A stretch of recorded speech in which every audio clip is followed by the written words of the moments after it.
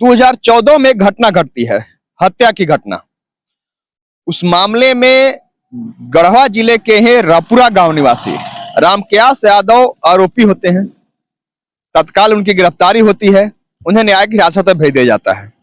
वो गढ़वा जेल में चले जाते हैं, जहां पर मामला चलता है न्यायालय में, और वो उसी मामले में सजायाफ्ता करार दिए जाते हैं। सजा काट रहे थे। गढ़वा जेल आप देख रहे हैं, इसी गढ़वा जेल में आरोपी के रूप में, सजायाफ्ता कैदी के रूप में रामक्यास यादव सजा काट रहे थे। बात सजा काट रहे थे इसकी नहीं है, जिनकी बात यहाँ पर जो चर्चा हम करने जा रहे हैं उनकी मौत की करने जा रहे हैं।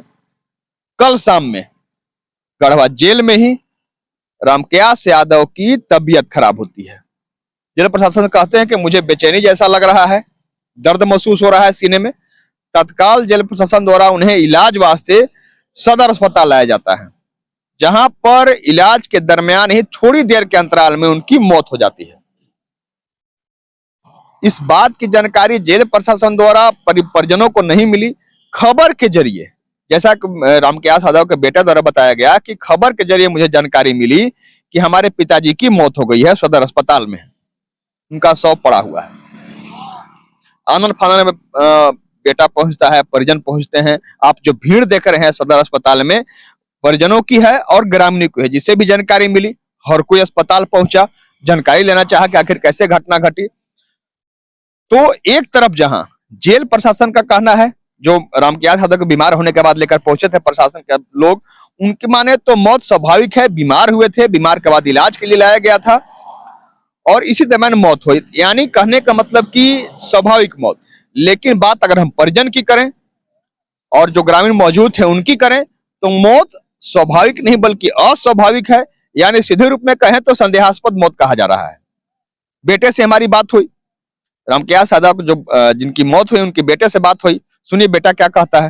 मेरे थ्रू पता चला रात के करीब 8:30 बजे के लगभग पब्लिक ऐप में देखे तो मेरे पिताजी का ही नाम था। फिर भी बिलीव नहीं हुआ तो मैं दौड़ दौड़ा हॉस्पिटल आया, देखे मेरे पिताजी का शव पड़ा हुआ था।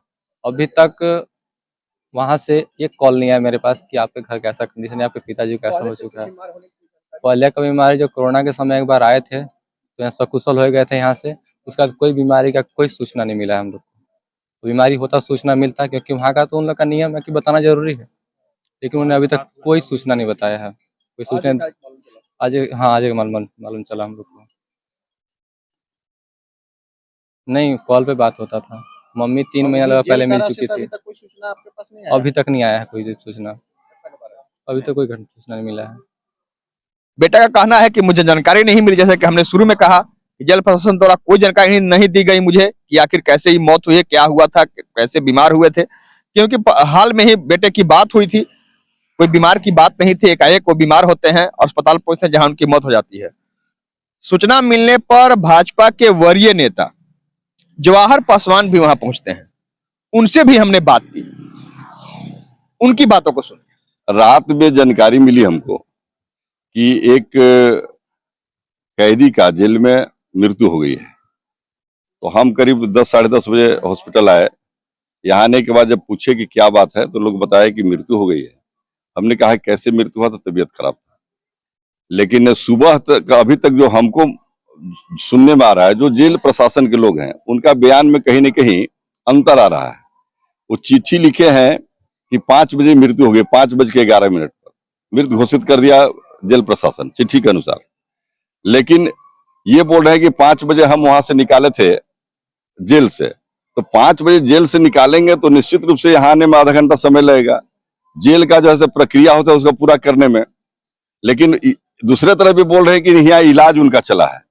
ये समझ में नहीं रहा है कि आखिर इलाज चला तो मृत्यु उनका जेल में हुआ कि हॉस्पिटल में हुआ। ये जेल प्रशासन अभी तक स्पष्ट नहीं कर पाया है। इसलिए हम लोग ये मांग करते हैं, उनके परिजन का कहना है कि मेडिकल बोर्ड का गठन किया जाए और मेडिकल बोर्ड के गठन करके पोस्टमार्टम कराया जाए और ये मृत्यु का जांच कराया जाए, जांच करके जो है जो दोषी है उस पर कार्रवाई किया जाए। यही मामला हम लोग इसीलिए यहाँ पर आए हुए हैं।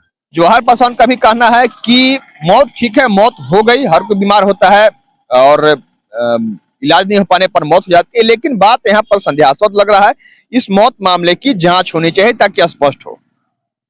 अब जरूरत थी कि जेल प्रशासन के लोग जो उनको बीमार हालत में लेकर पहुंचे थे उनसे बात करनी जरूरी थी। हमने उनसे भी बात की। जो लोग उन्हें बीमार के हालत में अस्पताल लेके पहुंचे थे, पुलिस प्रशासन के लोग थे, उनसे भी बात की, उनकी बातों को सुन ली। बीमार तो पहले हुए थे नवंबर में, उसमें इनका इलाज हुआ था, फिर चल रहा था, फिर उसके बाद में ठीक थे। कल अचानक इनका जो है तबीयत खराब हुआ, बोले कि हमको हकबकी लग रहा है, और फिर हम वहां से जो गेट में लाए, गेट में गाड़ी करके और लेकर के सदर अस्पताल हम भाग करके आए। कल हम आए थे तकरीबन 5 बजे, 5:30 बजे का, 5:30 बजे का लगभग। इनको सर अब क्या बताइए, एक बाइक ना कोई पहले से जर बुखार ना कोई ऐसी दिक्कत तो था नहीं जिससे हम पहचान सकते हैं, अचानक ही हुआ। किस मामले में थे? ये मर्डर केस में थे, इनका सजा हो चुका था। कितने दिन? अब ये तो सर कागज से जोड़ना पड़ेगा, इतना भी ध्यान नहीं। सबकी बातों को सुना आपने। जहां एक तरफ जेल प्रशासन का कहना है कि मौत स्वाभाविक तौर पर हुई है, बीमार हुए थे, बीमार के बाद इलाज के लिए लाया गया था, तब इनकी अस्पताल में मौत हुई है। लेकिन इस मामले की जांच निश्चित रूप से होनी चाहिए। जब बात यह सामने आ रही है, चर्चा हो रही है कि मौत स्वाभाविक नहीं अस्वाभाविक है, संदेहास्पद है, तब हम भी चाहेंगे इस मामले की जांच हो और स्पष्ट हो। जेल प्रशासन पर जो तोहमत लग रहा है वो अभी स्पष्ट हो जाएगा। जेल प्रशासन भी इस मामले में स्पष्ट हो जाएगा कि उनकी मौत स्वाभाविक हुई है क्या अस्वाभाविक हुई है। इसलिए मौत के मामले की जांच हो, और हम यहाँ प्रकार हैं कि जब मामला सामने आएगा, जांच के बाद स्पष्ट हो जाएगा कि मौत किस कारण से हुई है, उस खबर को लेकर भी हम आपके सामने आएंगे। धन्यवाद।